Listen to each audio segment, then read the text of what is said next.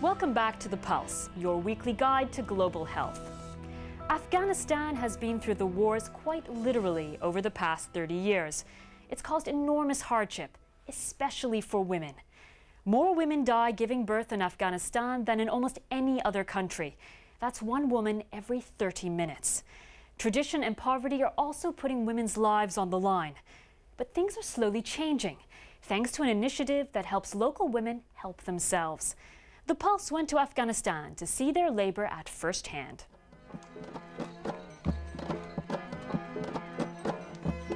The city of Taloqan, northeastern Afghanistan, struggling to recover from the destruction of a quarter of a century of war. A mother here is 200 times more likely to die in childbirth than her sisters in Europe. Outside the city, in the remote villages, pregnancy is a death sentence for one mother in 3. According to official figures, the maternal mortality rate in Afghanistan is now the worst in the world. In this strictly Shia culture, women are confined to their homes for most of their lives. They can't even go to hospital to give birth without their husband's permission, and permission is often denied.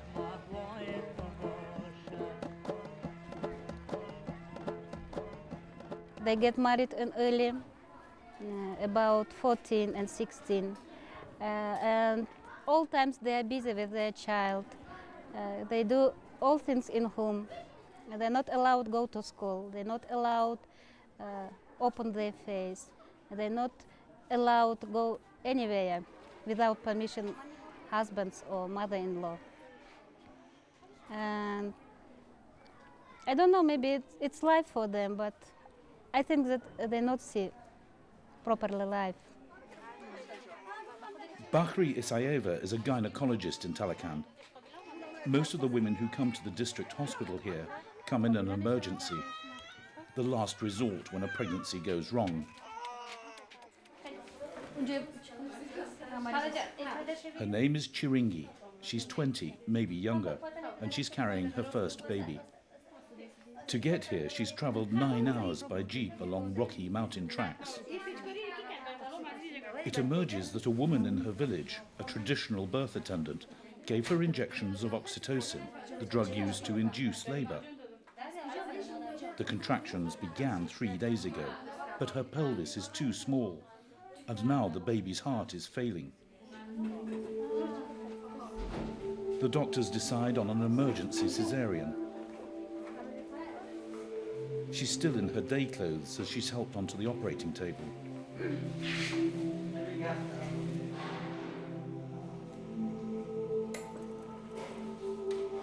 Less than a quarter of an hour later, they deliver her baby.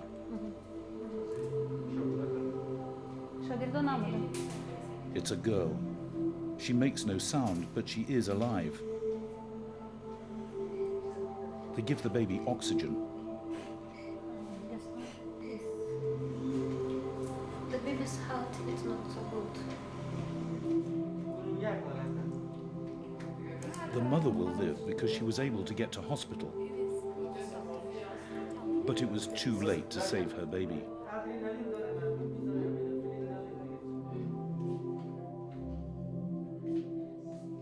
Back on the ward, Chiringi is beginning to recover.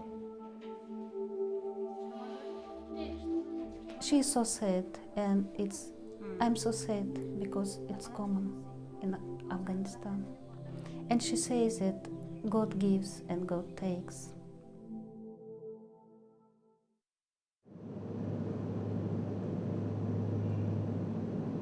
Nick Rilkoff from the health agency Merlin is heading north to join her team in Taloqan. She's in charge of a project to train 22 midwives to help tackle the appalling death rate among mothers. The project is backed by the Afghan Health Ministry and funded by the US government. This is a world where we don't have to have women dying in childbirth. And the fact that it's happening not just occasionally, but the highest rate here compared to anywhere, it's not right, and we can change it. And we have to change it. We have a moral obligation to change this. Manija is one of the youngest on the midwife training course. She's been at school in Taloqan for 6 months. She's returning home for the first time. Despite mud and rain, the whole community turns out to greet her. Manija is just 18, but if all goes well, when she graduates a year from now, she'll come back here to the village of Baharak to be the community's midwife. Her family was initially reluctant to let her go, but she was one of the few women in the village who could read and write.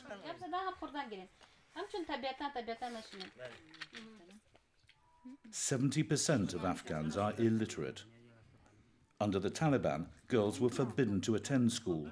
Manija was taught secretly at home.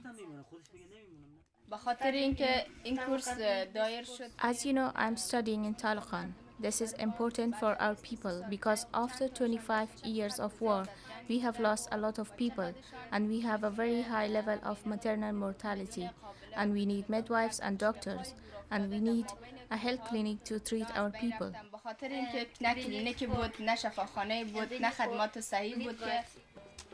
Riding a donkey is not so easy when you're wearing a burqa. Her father helps. Custom dictates that Manija must not show her face to men outside her village. Once she's a midwife, this will be her sole form of transport, and the clinic where she will work is an hour's ride away. When she reaches the clinic, she's permitted to show her face again. Simply by giving these women access to skilled medical care, the numbers of deaths in childbirth would be cut by 3/4, according to World Bank estimates. The new midwives, helped by community health workers, will provide health education, advice on nutrition and family planning, and spot problems like high blood pressure in time to refer mothers to hospital. Manija has been training to be a midwife for only 6 months. 4 weeks from now, with the help of her trainer, she'll be delivering this woman's baby. A year from now, she'll be on her own. They are very special women, and we are putting them through an 18-month intensive course. And then we expect them, and that's the agreement with them, is that they will go back to their communities and provide the type of health care that women are not currently able to access. 1/4 of the children here die before they're 5. The biggest killers are malaria, malnutrition, diarrhea, and pneumonia. This lady came for her baby. She had delivery at home, and she is 16 years old, and her child has pneumonia. Her mother-in-law has brought her to hospital in Taliban, an hour-long donkey ride in the rain. Her name is Masuma. They didn't come earlier because they didn't realize the baby was seriously ill. It was the mother-in-law who'd insisted that Masuma give birth at home, unaided, because that's what all the wives in the family had done. That was the traditional way.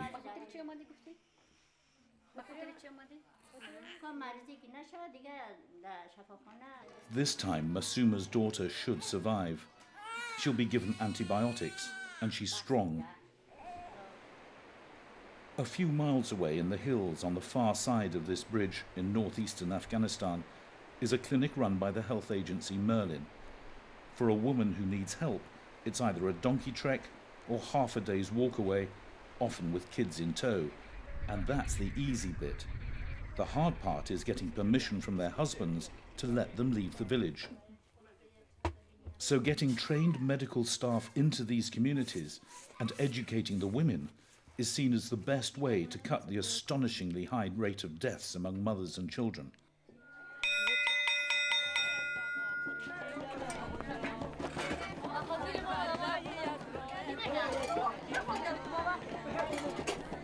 There seems a hunger to learn in Afghanistan. 3 million children are now receiving some form of education, and 30% of them are girls. That's a massive increase in the numbers of girls at school in pre-Taliban days.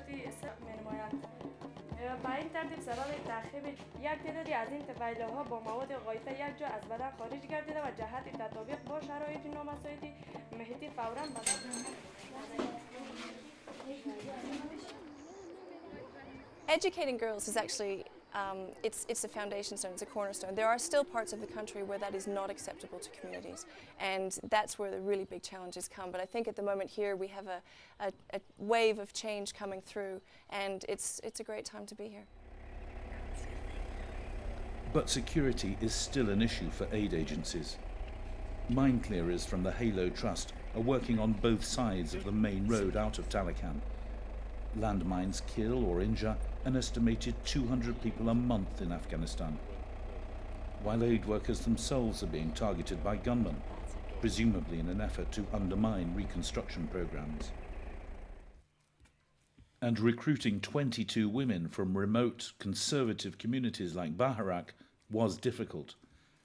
Manij's father, for one, had to be convinced to break with tradition and allow his daughter to go to the midwives' school in Taloqan unescorted. Here is a lot of challenges in Afghanistan, but at first time they didn't believe me, but step by step, slowly, and just now we are a big family. And when their fathers allow them, just now they say, go to the school because Bahri is your mother. In a year, if all goes well, there'll be new midwives saving the lives of mothers and children in 22 of the remote communities around Taloqan. Their prayer, that they be allowed to work in peace.